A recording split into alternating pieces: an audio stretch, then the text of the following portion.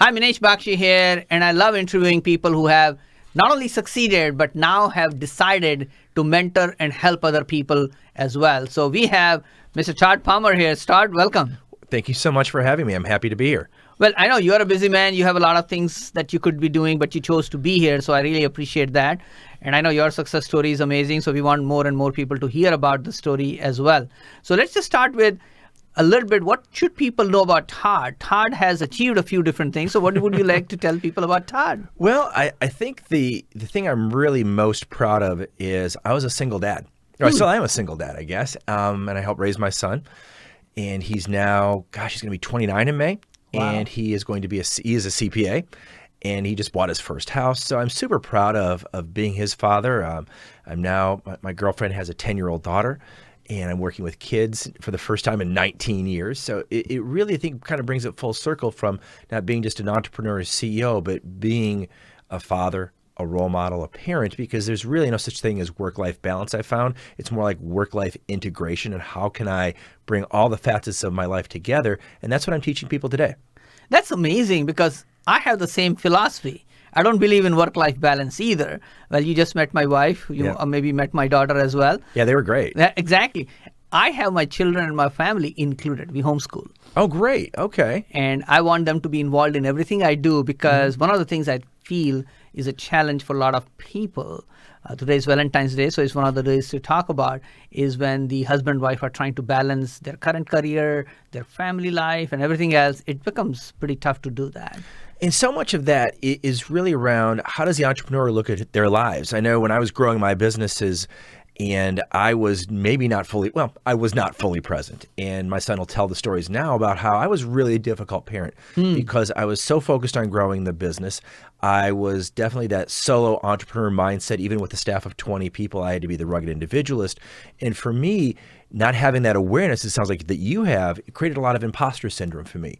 I felt like I was not enough. I was not enough not only to my business, but I was not enough to my family. And that caused a lot of challenges to the point of, because of the imposter syndrome, because of how I talked to myself in my head, I got $600,000 in debt. I was 2 months away from running out of all of my money, including losing this house that my son and I lived in. I was embarrassed to talk to people.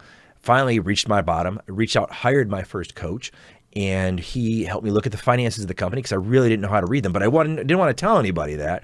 Figured that out, looked at my toxic team. I had some unfortunate people that I had chosen to hire, and I walked in, I fired my entire company in one day. I mean, I'm $600,000 in debt. There's no reason to keep them. The business wasn't doing well. And instead of choosing to file bankruptcy, instead, as a lesson for my son, that I teach him that we stand up for what we believe in and we are men of our words, I paid off all of my debt, dug the company out of that financial mess, and to the point of where, when we were on our greatest run, we made the Inc. 5000 as one of America's fastest growing companies 6 times. Wow. And I couldn't have done that if I hadn't gotten through my imposter syndrome, if I hadn't reached out and hired a new team of people who could believe in me and I could believe in them. We worked together. I stopped being the entrepreneur who was alone, which made me an entrepreneur at risk.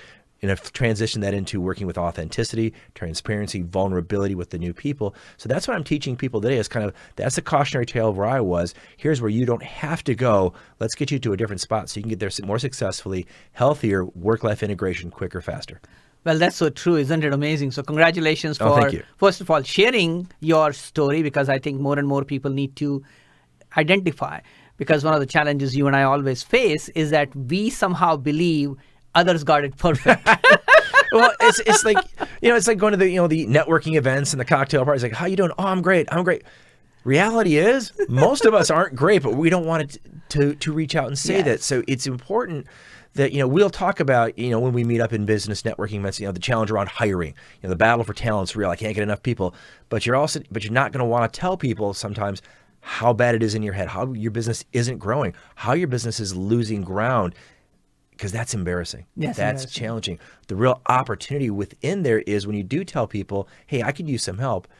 Who do you know? They can reach out to people like myself and yourself to grow and shift their businesses to a new point, because it's really hard. It can be very humbling, but the growth that one can experience, I'm a testament to that, it has been not only inspirational, I think it's been transformational, at least for me and my family.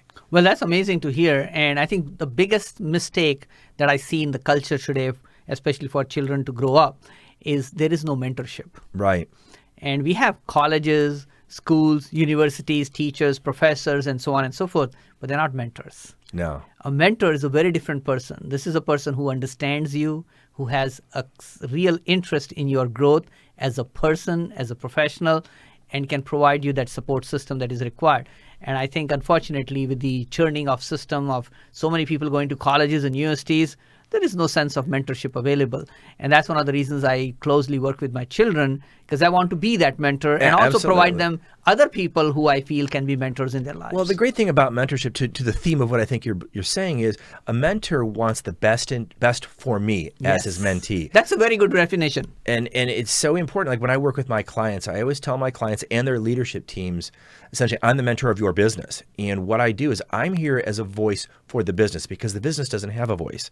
So the entrepreneur may want to go off and buy a boat, and the employees may all want raises. The company's losing cash and losing, marketplace position. I'm going to raise my hand, like, let's talk more about that, because the baby's over here crying in the corner. It needs some nutrition. It needs some cash infusion. You guys are going to go off and spend all this money. Let's talk about that, because my argument is, if the business does well and the business will be successful, then it can take care of all the stakeholders, the CEO, employees, shareholders, the bank. It can take care of all of them, but it needs to have a voice in the room.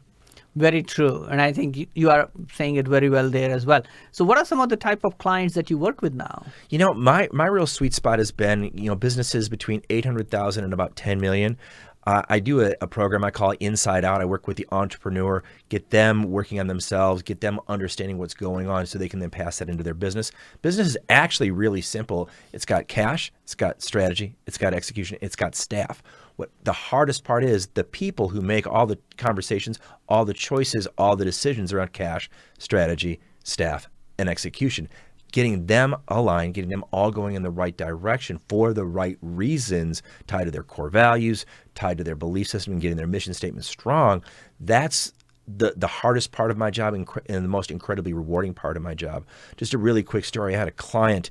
He was doing pretty well. He hired me because he felt he reached a ceiling of complexity. So I'm like the vitamin versus the client who's struggling, and I'm the painkiller to stop the pain. And we're talking, and he realized he had some people on his team that weren't performing. We put some very simple measurements that he could put in place in less than 2 weeks. Those people didn't hit those measurements. He had to make some difficult staff decisions. He chose to replace some people. Fast forward 6 months later, his revenue's up 70%. Wow. His profits are up by a factor of 5x. He's now able to grow and expand his business. He's got 40 people around the United States working for him, all virtually, who love him, who give him great Glassdoor reviews. And this CEO, he was so generous, he gave me a testimonial video. And at the end of the video, he says, because of the work we've done, I not only just like my business, I love the work we're doing. Wow. That's the reward people like you and I get. And I appreciate you saying that, because entrepreneurship can be a scary journey. In fact, I shouldn't say can be. It is always a scary journey. If you found someone who didn't find it scary, please, I'd love to talk to them.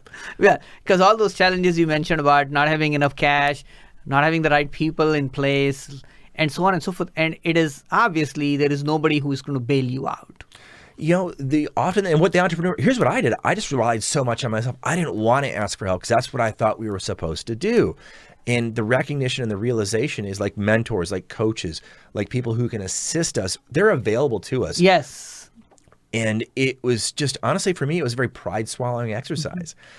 But it was necessary. It was a situation where I needed to ask for that kind of help to get out unstuck, to get where I needed to go. And the biggest bottleneck in the entire company, sorry to admit, was me. And most of the CEOs I work with, once they realize that they are the bottleneck, they pivot from being the guy or the gal who wants to grow and scale the business to, they have two jobs. I want to remove bottlenecks within the organization at every level.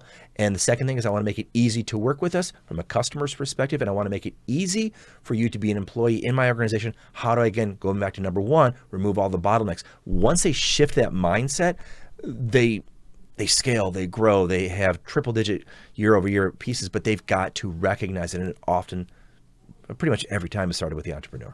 And I agree with you. I think one of the questions some people say, why is somebody not being coachable? Everybody is coachable. The problem is they're coachable to the wrong commitment. Interesting. Okay. So if you want to be the top number one tennis player, as an example, then you don't ask other questions like whether my swing is right, whether my tennis, forehand, backhand, everything else.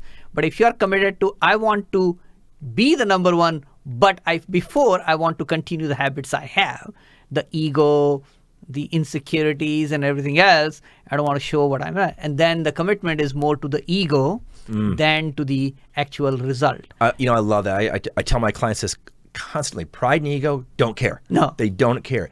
Ultimately, what I have to get them to do, and it's very similar, I think, is not what are you willing to do, but what are you unwilling to put up with. Correct. And once they figure out what they're unwilling to put up with, such as not being the best I can be, not having my business reach the proper profit numbers, et cetera, then they become much more willing to do other things. I always thought it was, well, what are you willing to do? I've really discovered, what are you unwilling to put up with? What are you unwilling to tolerate within your life, within your business, sometimes even within your personal choices, so that you can get to where you want to be. Wow.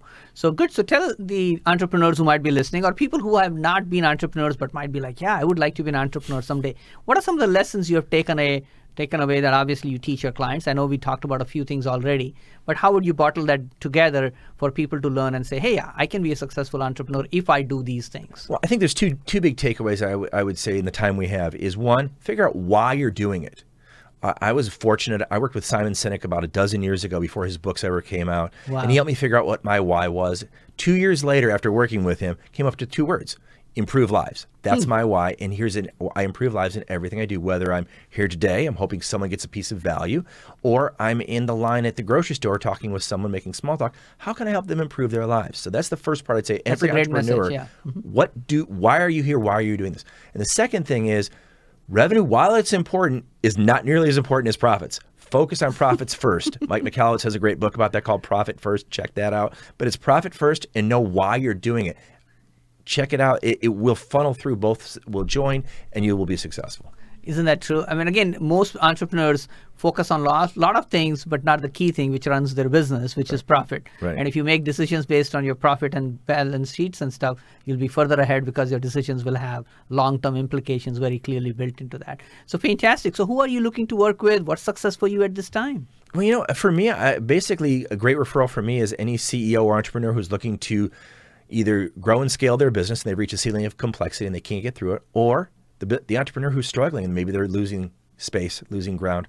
I do a lot of keynote speaking. I'm going to be speaking later this year in Cape Town, South Africa. I'm going to be talking to entrepreneurs down there. I'm super excited to go. So any organization looking to talk about authentic leadership through the path of entrepreneurship, I'm happy to come and talk. I also give a second speech around the battle for talent, where I show companies how to become the employer of choice so they can attract people, because most people don't realize that every day right now in the United States, there are 7 million jobs that are unfilled.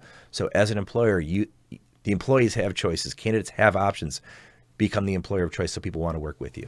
Well, that's fantastic. I appreciate that tremendously. How do people get hold of you? The best place to catch up with me is on my website, extraordinaryadvisors.com, or check out I'm on social media through Facebook, through LinkedIn, through Twitter, through Instagram. Just reach out to me. And I'll say this, anybody who says that they saw me on your program today, I'm happy to give you 30 minutes free to talk with you, hear what's going on in your business. No fee, no charge, just to kind of connect as my way of going back to my why of improving lives. And I think that's pretty good. So thanks for taking the time to share. You have a lot of energy and passion still. And I think all of us will live a long life. And again, talking of politics, not necessarily politics in general, but we got people who are close to 80 years old running hard to win the nomination from their parties. It's like, wow. Yeah. That takes a lot of guts, but it also takes a lot of energy to run around and speak about your message. So you and I will still be around sharing our message with passion. Exactly. Let's hope so. Exactly. So anyway, I hope you enjoyed listening to Todd here tell his story, his message, and you can apply that in your life. And if you are somebody who is hungry to get your message out, you're humble and you are a helpful person, I would love to have you on the show as well. Thanks again for watching.